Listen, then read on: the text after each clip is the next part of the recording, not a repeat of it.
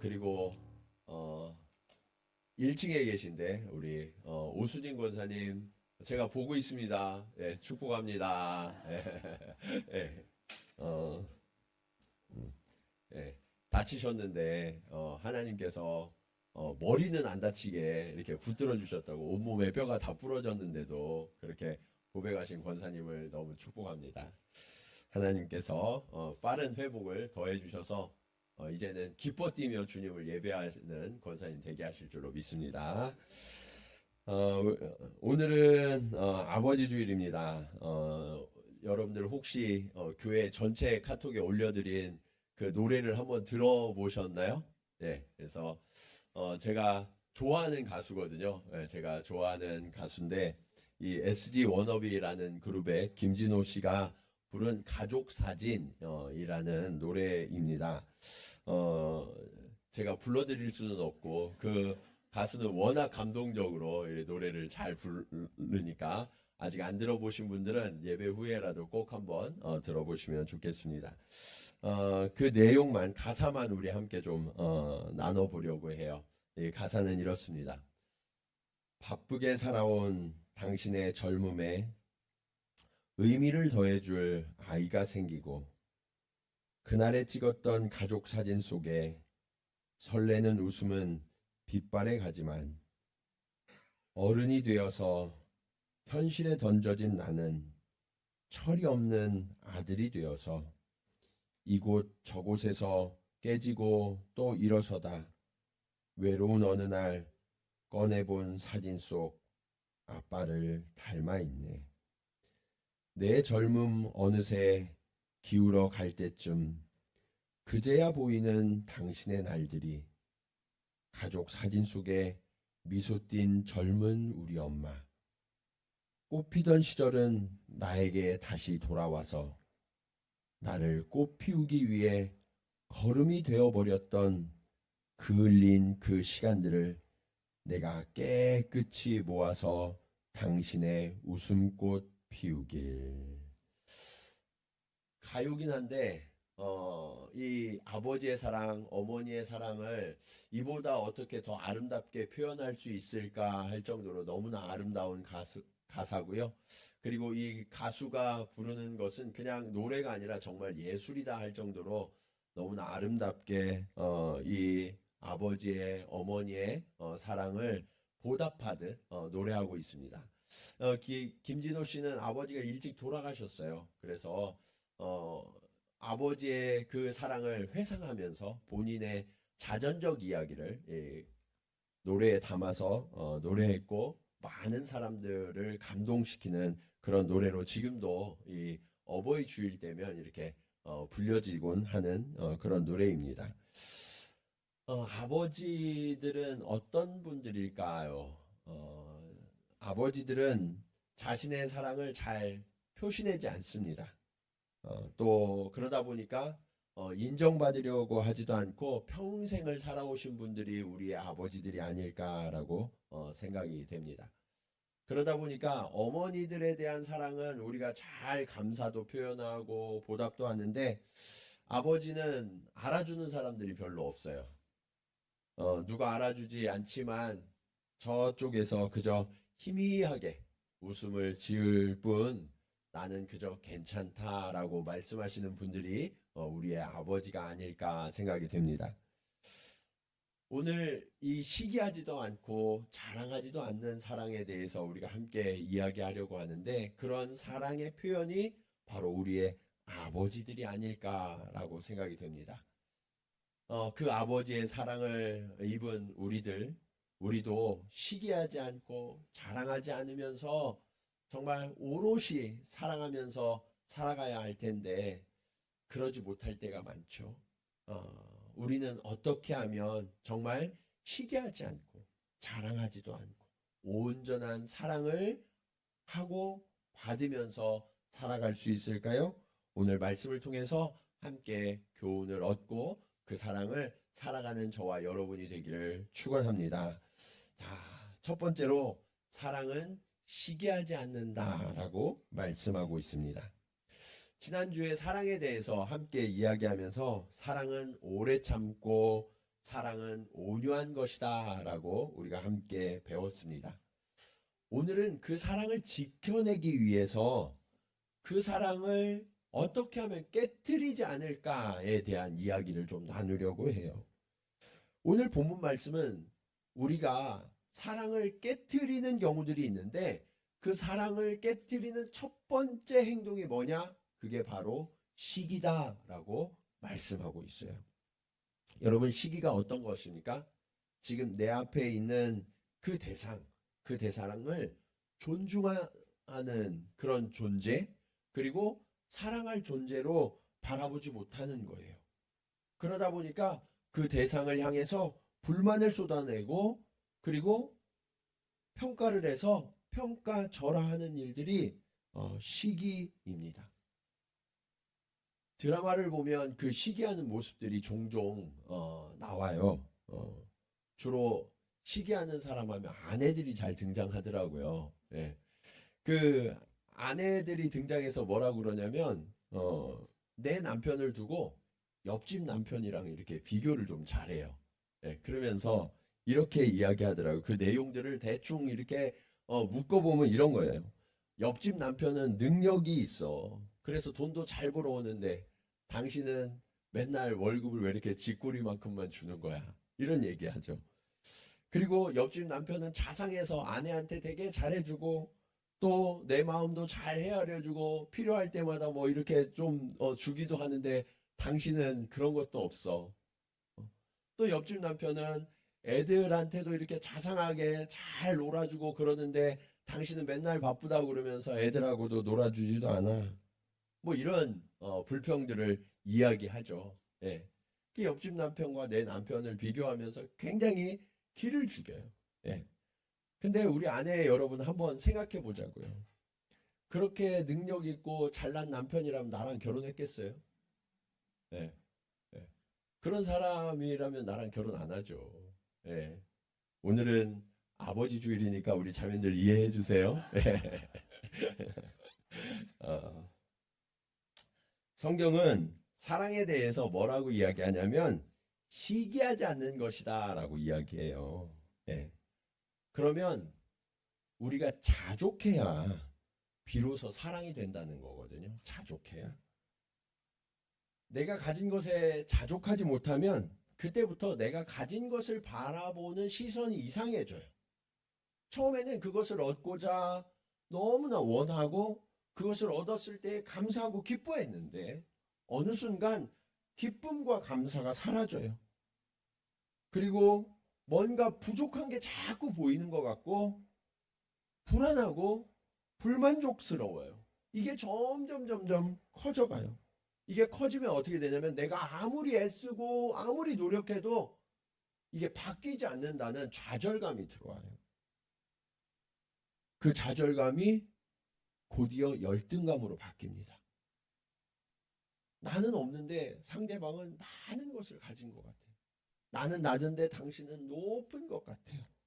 그러다 보니까 그런 사람들을 시기하고 질투하게 되는 거예요. 요즘 금요 기도회에서 우리가 다루고 있는 인물이 있죠. 사울. 사울은 우리가 말씀에서 살펴보는 것처럼 왕이 되기 이전이나 이후에도 그 환경이나 그가 가진 조건이나 그 다음에 그의 성품이나 이런 모든 것이 완벽할 정도로 왕이 될 만한 사람이었어요. 심지어 그가 왕이 된 이후에는 분열된 백성, 수백 년 동안 분열되어 있던 이 이스라엘 백성들을 통합해낸 정치적 역량이 대단한 왕이었어요. 뿐만 아니라 암몬의 공격을 받고 있던 길란 야베스 백성들을 위해서 즉각적으로 일어나 군사를 몰고 가서 승리했던 아주 유능한 왕이기도 했습니다. 심지어 자신을 공개적으로 반대하고 모욕을 주었던 그런 사람들까지도 품는 관대한 아주 인격적인 부분까지도 흠잡을 데 없는 왕이 바로 사울이었다고요. 그런데 그렇게 멋지고 아름다운 사울 왕이요, 목동 출신의 소년 다윗이 등장함과 함께 철저하게 무너져 버립니다. 왜요? 그의 마음 가운데 시기가 들어왔거든요. 나는 왕이고 그는 목동일 뿐인데 그를 시기해서 모든 것이 다 무너져 버려요.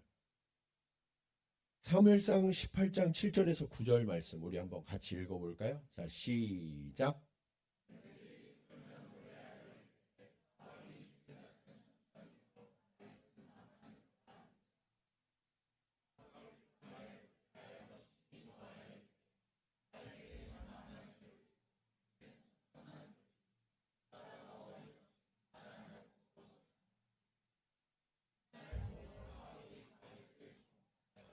자, 사울이 다윗을 어떻게 했다고요? 주목했어요. 자, 이 주목한 게, 이 다윗이 크게 될 사람이구나, 이러면서 주목한 걸까요? 그게 아니죠. 어떻게 하면 다윗을 제거할 수 있을까 하는 시기심을 가지고 다윗을 감시한 거예요. 여러분, 여인들이 뛰놀면서 이야기해요. 사울이 죽인 자는 천천히요, 다윗은 만만이로다. 여러분, 사람들의 평가는요, 이런 거예요. 그 전에 왕으로서 아무리 뛰어난 정치적 역량을 발휘하고 잘 살게 해주고 군사적으로 구원해줘도요, 그냥 지금 당장이 중요한 거예요. 지금 당장. 예. 그러니까 평가가 뒤바뀌어 버렸어요. 그것에 대해서 사울이 분노한 거예요. 그러면서 이 다윗과 자신을 비교해 보니까 사실은 자신이 왕이니까 훨씬 더 대단하고 모든 것을 가졌음에도 불구하고 그 소년 다윗이 더 커 보였던 거예요. 그래서 저가 나라의 위협이 된다고 생각하니까 그 다음부터 이 시기하는 마음 때문에 자신이 완전히 무너져 버려요. 그 좋았던 인격이, 관대하던 사람이 완전히 달라집니다. 어떻게 하면 이 다윗을 죽일까? 늘 그 생각만 하는 거예요. 그러면서 국정을 돌아보질 않아요. 국가의 모든 국력을 다 모아서 이 다윗 한 사람을 잡는데 다 소진해버리고 맙니다. 철저하게 무너지는 거죠. 여러분, 이처럼 시기하는 마음이 들어오면요, 나 자신부터 무너지는 거예요. 그리고 상대도 무너뜨립니다. 뿐만 아니라 우리가 지켜내기 위하여서 그토록 수고했던 소중한 공동체도 철저하게 무너지고 말아요. 사랑하는 여러분, 우리에게도 열등감이 들어올 때가 있어요. 누군가가 부러울 때가 있어요.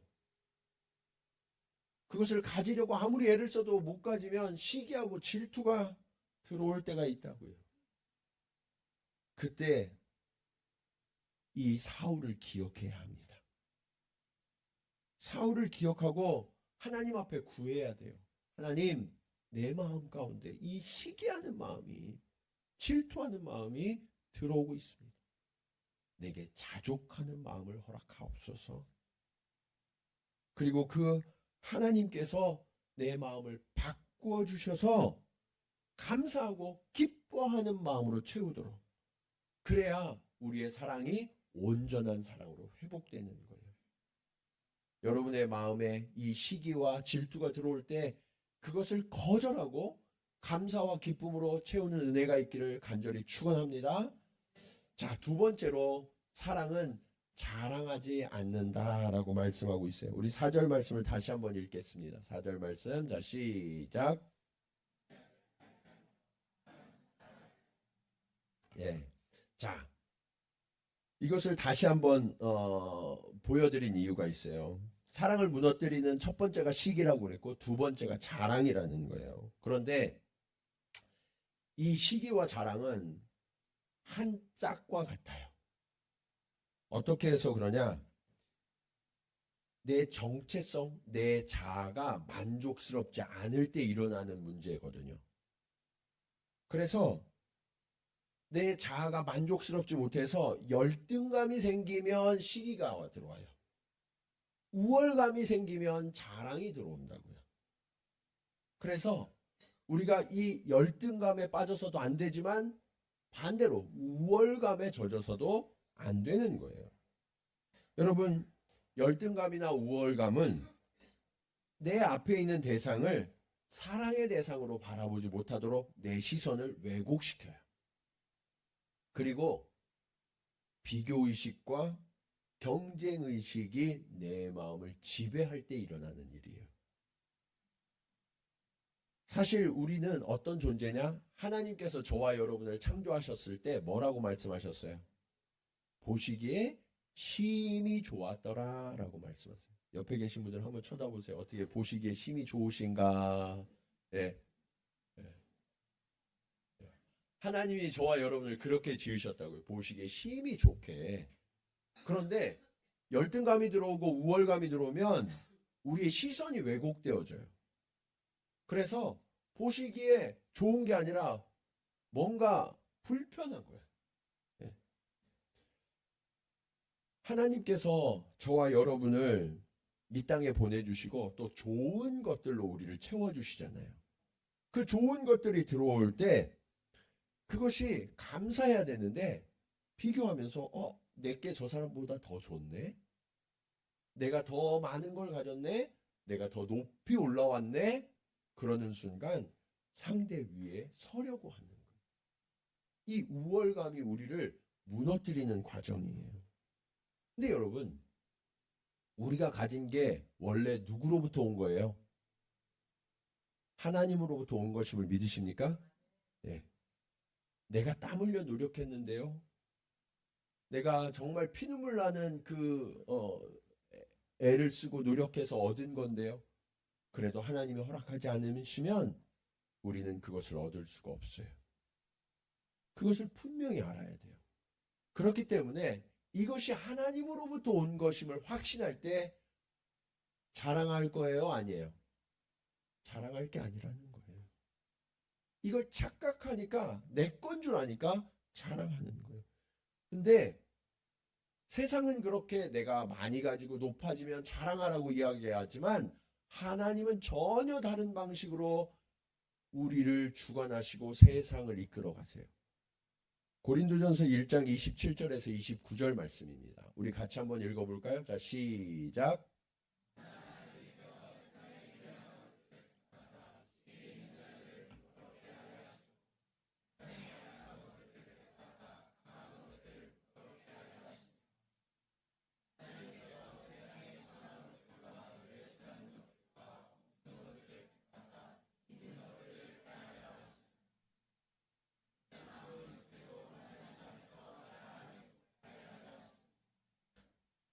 여러분, 우리가 하나님 앞에서 아무것도 자랑할 수 없는 이유가 있대요. 그게 뭐냐?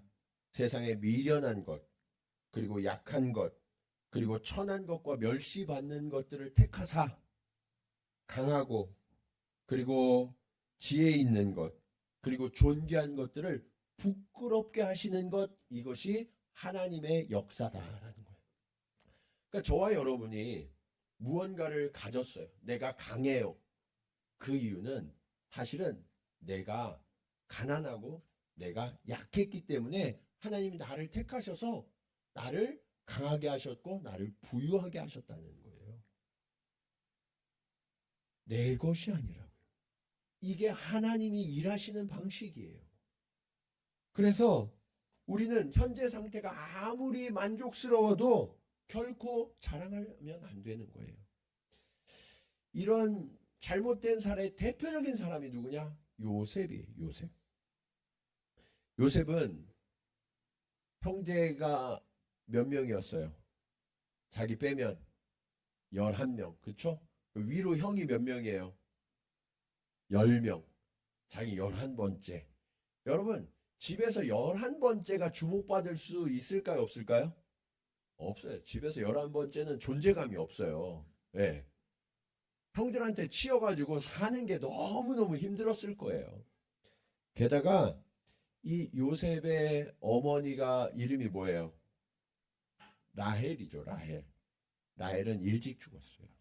요셉이 어렸을 때.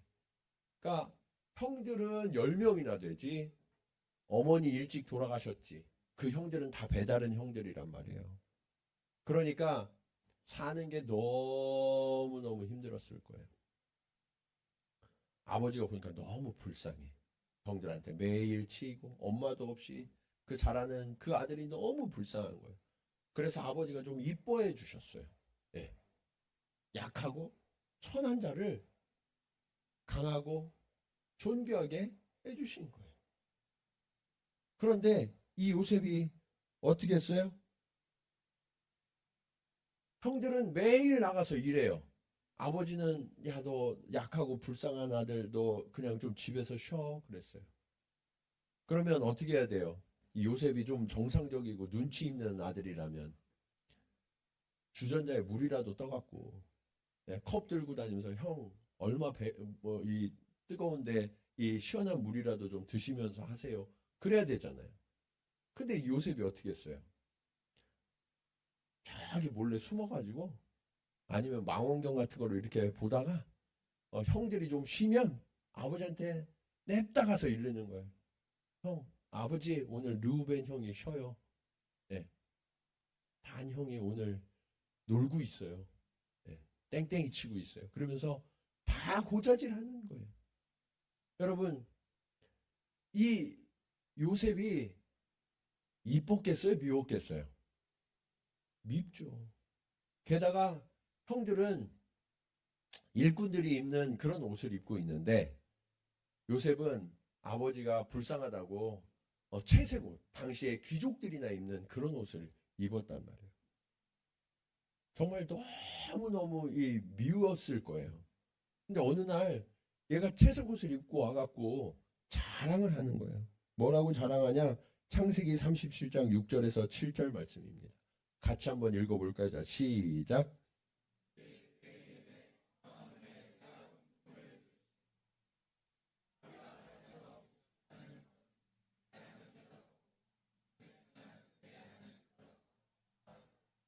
형들이요 이 얘기를 듣더니 너무 화가 났어요. 야, 네가 우리 왕이냐? 그러면서 막 안 그래도 미워 죽겠는데 정말 밉상이 됐어요. 이 정도 되면 좀 눈치가 있어야 되는데, 예? 이 왕따들의 특징 중에 하나가 눈치가 없다는 거예요. 예, 그래가지고 얘가 다음에 또 꿈을 꾸고요. 가서 또 얘기를 한단 말이에요. 이번에는 하늘의 해와 달과 11별이 절을 했대요. 예, 형제들과 심지어 아버지와 아들 그 어머니까지도 나에게 절을 했다라고 이야기하는 거예요. 여러분 형들이 사랑의 눈으로 이 요셉을 바라볼 수 있을까요, 없을까요? 없죠.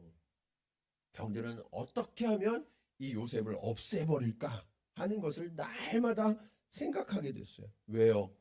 요셉이 우월감에 젖어서 형제들을 바라본 거거든요. 사실은 자신의 결핍, 나의 부족함이 너무 불쌍해서 아버지가 이뻐해 주셨던 건데 그 결핍과 부족함을 채워줬으면 그걸 감사해야 되는데 그리고 겸손해야 되는데 그러지 않고 우월감으로 나타냈다는 거예요. 그래서 여러분 우쭐대는 사람들은 그 안에 심각한 결핍이 있다는 것을 아셔야 돼요. 자랑하는 사람들은 그 안에 결핍이 있어요. 결국 이 우월감 때문에 형들의 마음이 병들기 시작해요.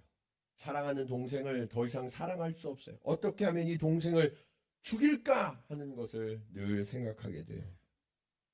하나님의 구원하심이 아니었더라면 이 가족은 파괴될 위험으로 몰아갔던 주범이 바로 요셉이었던 거죠.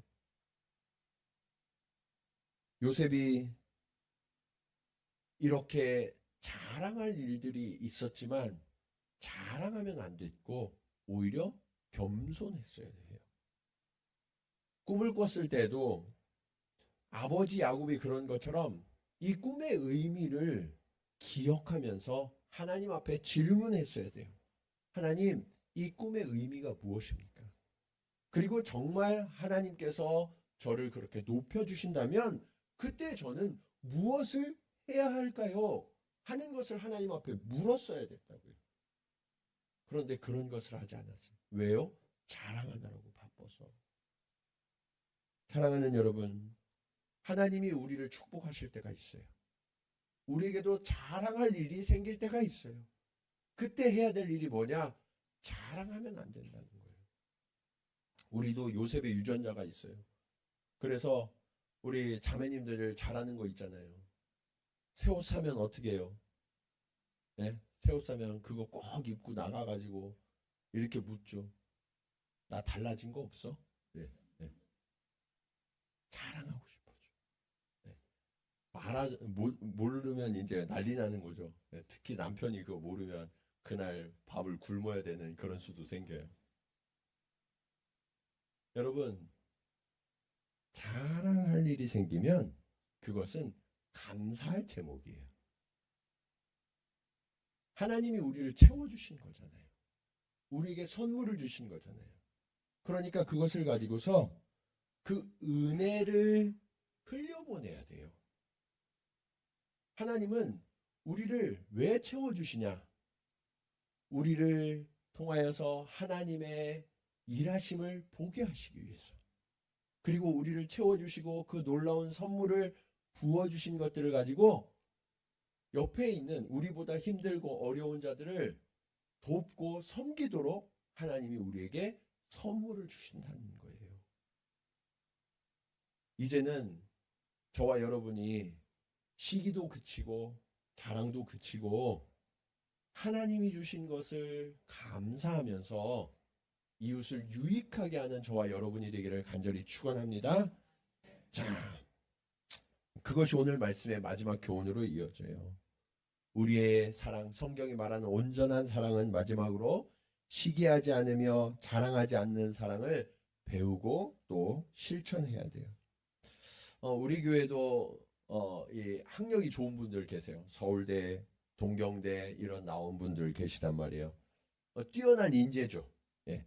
근데 제가 보니까 서울대에 들어가고 동경대에 들어가도 그 들어갈 때는 굉장히 좋은데 들어가서 그 안에서 1등과 꼴등이 있어요, 없어요? 있어요. 그 안에서 꼴등과 1등이 있더라고요.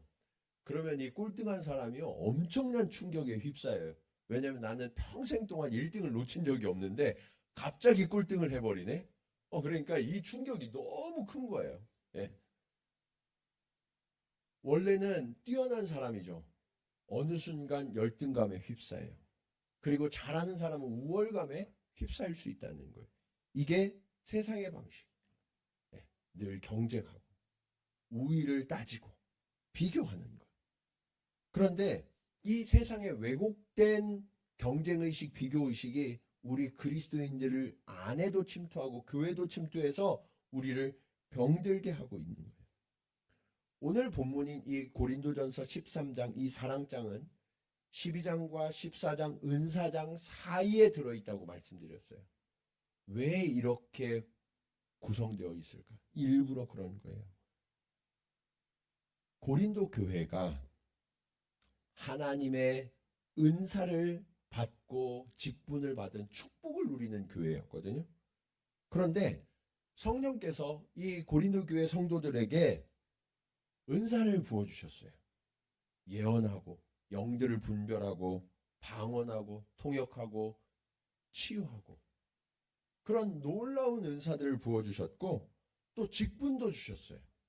선지자와 교사와 사도의 그 존귀한 직분들을 맡겨주셨는데 그런 은사와 직분을 가지고 세상 가운데 뭐 해야 돼요?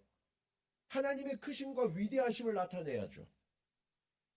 그런데 이 교회가요 세상으로부터 조롱받는 거예요. 왜요? 싸워요. 방언하는 은사가 더 좋은 거네. 예언하는 은사가 더 좋은 거네. 아니야. 치유하는 은사가 더 좋은 거지. 그러면서 서로 우열을 가리면서 막 싸우는 거예요.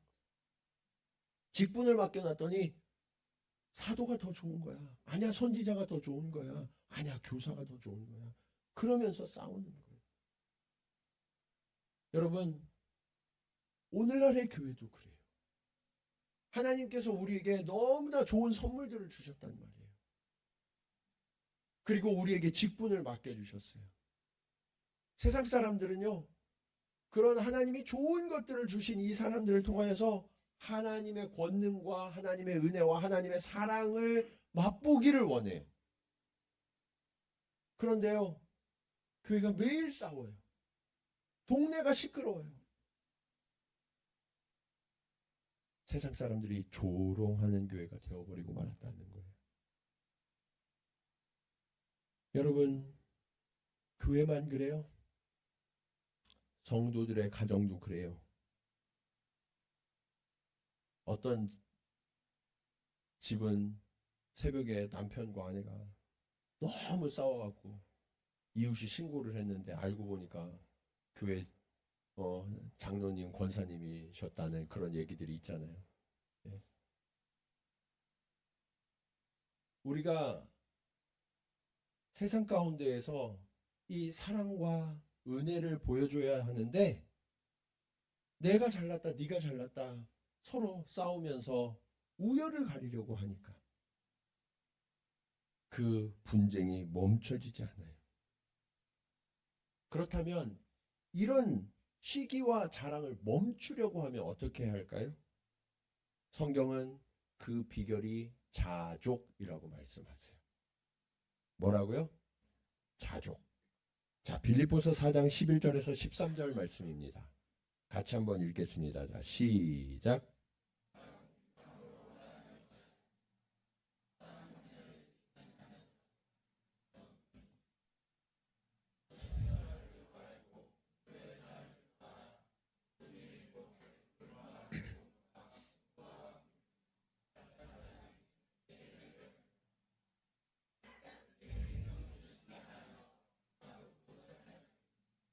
아멘. 근데 우리가 이 말씀을 이렇게 듣고 익히면서 많은 분들이 이 13절 말씀만 암송을 많이 하세요. 예. 내게 능력 주시는 자 안에서 내가 모든 것을 할 수 있느니라. 이거 많은 그리스도인들이 암송하시거든요. 근데 이 말씀은요, 내가 모든 것을 할 수 있다는데 초점이 있는 게 아니에요. 초점이 어디 있는 거예요? 자족에 있어요. 자족. 예. 자족의 일체 비결이라는 거예요. 그래서 내가 할 수 있고 없고가 아니라 어떤 상황에 있어도 하나님으로 인하여 자족할 수 있다라는 것을 이야기하는 거예요. 이해되셨어요? 네. 그래서 이 말씀을 내가 하나님과 함께하면 뭐든지 할 수 있어. 그렇게 해석하시면 안 돼요. 네. 자족하는 것이 진정한 능력이다라는 것을 말씀하고 있는 거예요. 사도 바울은 이야기합니다. 내가 비천에 처할 줄도 알고 풍부에 처할 줄도 알아서 그것이야말로 일체의 비결이다라는 거예요. 네. 그리고 자족할 때 비로소 내게 능력 주시는 자 안에서 내가 모든 것을 할 수 있다라고 고백하죠. 사도 바울은요, 곳곳에서 뭐라고 이야기하냐면 나도 나를 판단하지 않는다고 이야기해요. 비교의식에 사로잡히지 않는다는 거예요. 경쟁하지 않는다는 거예요. 그러니까 하나님이 나를 보내신 그 모습 그대로 유지가 돼요. 예. 그러니까 우월감에 젖지도 않고요. 열등감에 빠지지도 않아요. 사도 바울은 자랑할 게 많은 사람이거든요. 공로도 진짜 많았어요. 그러나 우월감에 자랑하지 않겠다고 선언해요. 오직 내가 자랑할 것이 있으면 예수만 자랑하겠다고 이야기해요. 사도 바울은 감옥에 갇히기도 하고요. 동족들이 그를 죽이러 따라다니고, 그리고 그가 탄 배들이 계속해서 파손하고 너무나 어려운 일들을 겪었어요. 그러나 낙심하지 않았어요. 왜요? 자족했거든요. 일체의 비결을 배웠거든요. 그리고 사도 바울은 명령해요. 뭐라고 명령하냐? 항상 기뻐하라, 범사에 감사하라. 여러분, 이것이 자족하는 자에게 주시는 축복이에요. 오늘은 말씀드린 것처럼 우리가 아버지 주일로 함께 예배드리고 있습니다.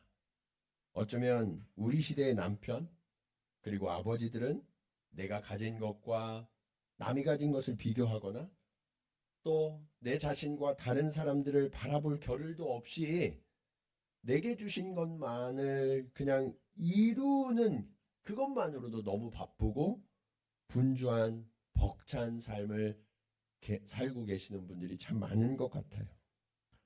또 우리 문화권의 남자들은 어려서부터 감정을 표현하지 않도록 훈련받았잖아요. 그러다 보니까 힘들어도 힘들다고 잘 말씀을 못하세요.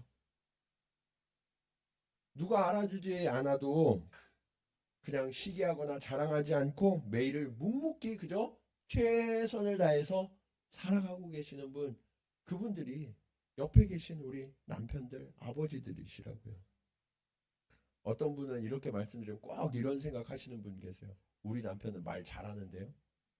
네.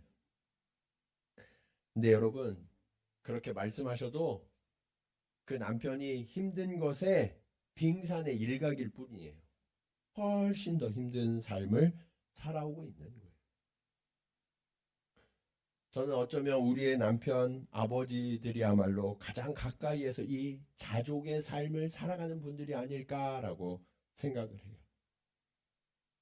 오늘 하루만이라도 우리 아내들이 또 우리 자녀들이 남편과 아버지를 기억하고 격려하며 감사하는 주일이 되기를 원합니다.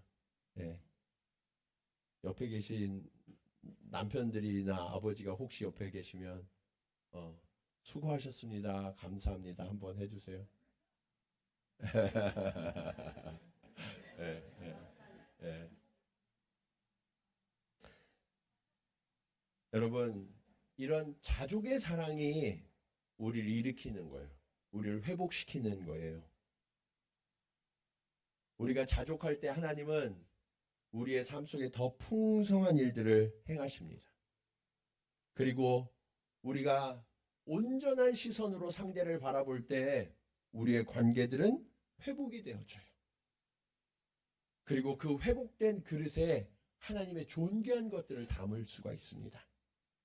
사랑하는 여러분, 오늘 저와 여러분이 이 자족을 실천하고 시작하는 날이 되기를 원합니다.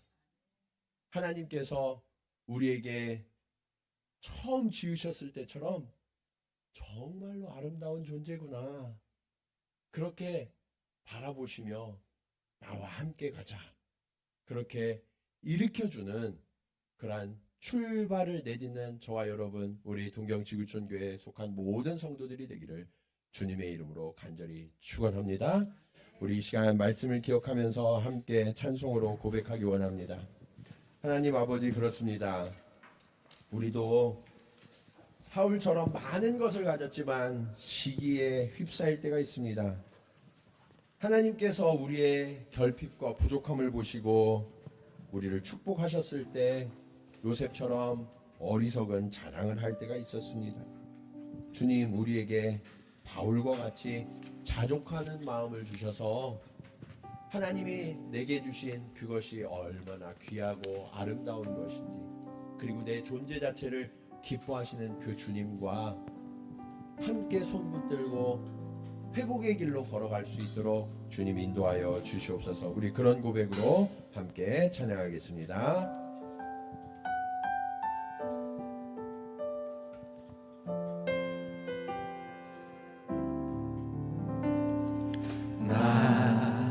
지금껏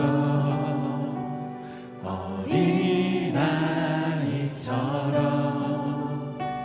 말하고 깨닫고 생각해와서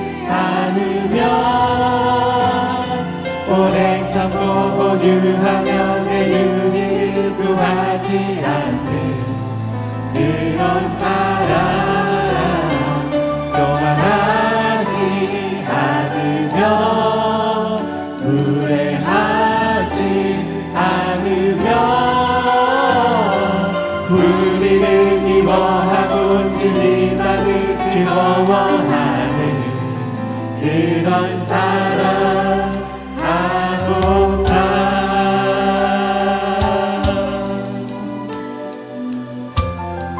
주로 나에게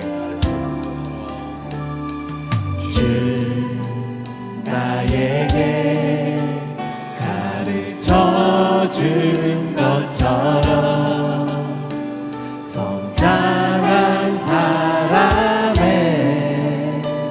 사랑을 하고파. 시기하지 않으며 자랑하지 않으며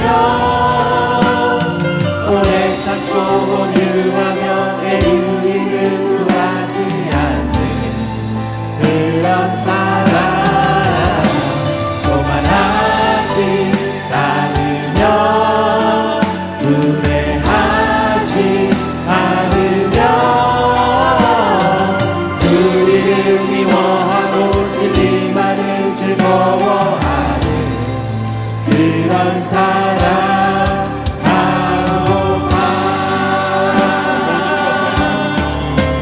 모든 것을 잡으며 모두 잊지 않으며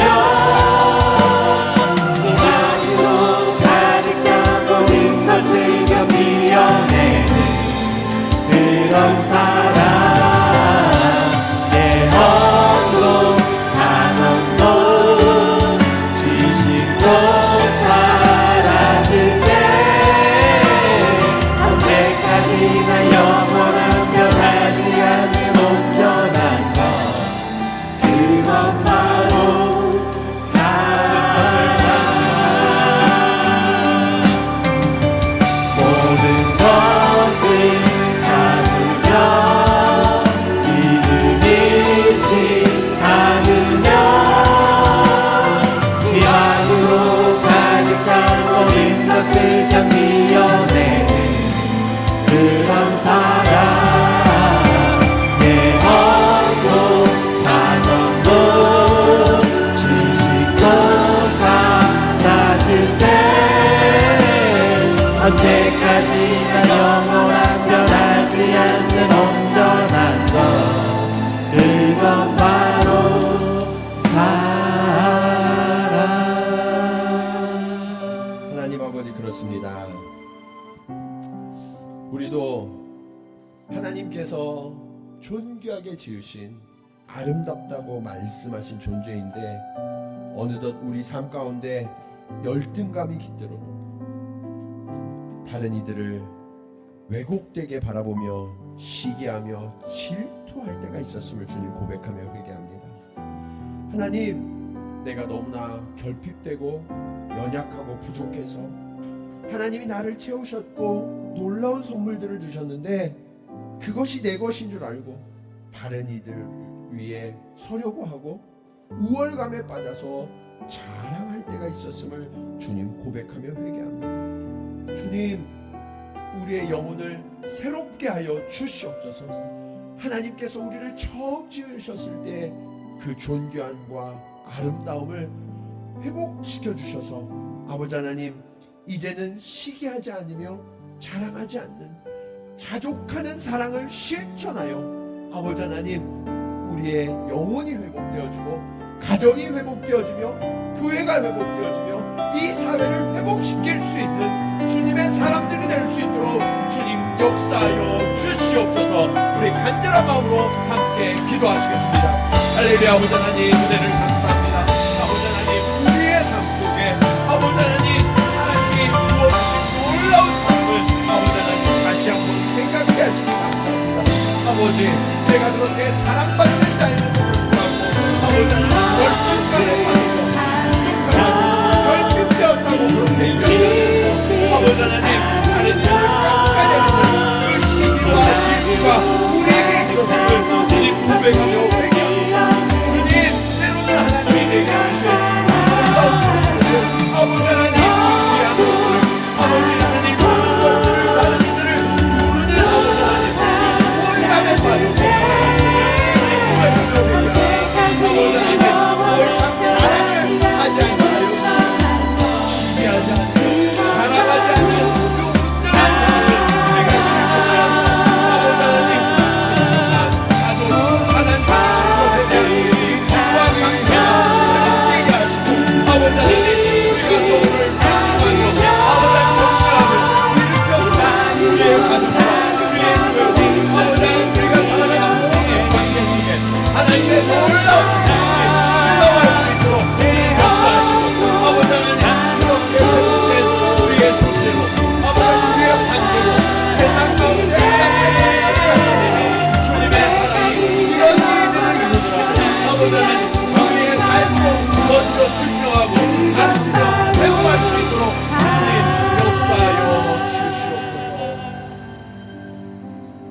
하나님 아버지, 오늘 말씀 앞에서 우리들을 돌아볼 때 우리도 사랑한다고 말했지만 왜곡된 시선으로 여전히 시기하며 여전히 자랑하는 그런 마음들이 우리 가운데 있음을 고백하며 회개합니다.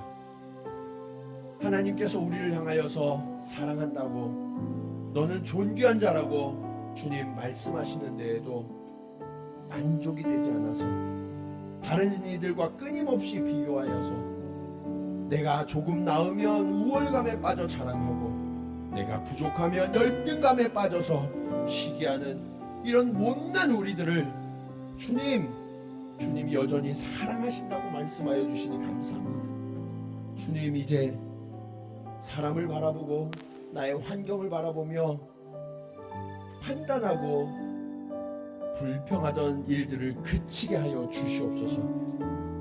그리고 나를 사랑하시는 그 주님께서 나를 누구보다 잘 아셔서 가장 좋은 것으로 내게 선물하셨음을 주님 자족의 시선으로 깨닫게 하여 주시옵소서.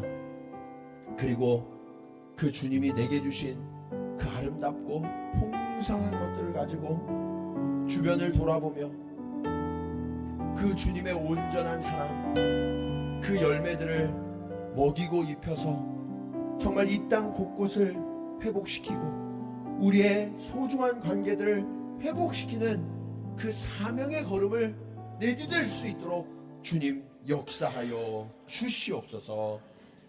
이제는 우리의 일을 온전하게 사랑하여 주신 예수 그리스도의 은혜와 아버지 하나님의 크신 사랑하심과 성령님의 감화감동 교통하심이 우리를 온전하고 아름답게 지으신 그 하나님의 놀라운 사랑을 깨달아 더 이상 시기하거나 자랑하지 아니하며 자족하는 믿음을 가지고 이 땅 곳곳에 또 우리의 소중한 가정과 교회와 관계들을 주님의 사랑으로 회복하려고 결단하며 나아가는 사랑하는 성도들의 걸음걸음 위에 이제로부터 영원토록 함께 하시기를 간절히 축원하옵나이다. 아멘.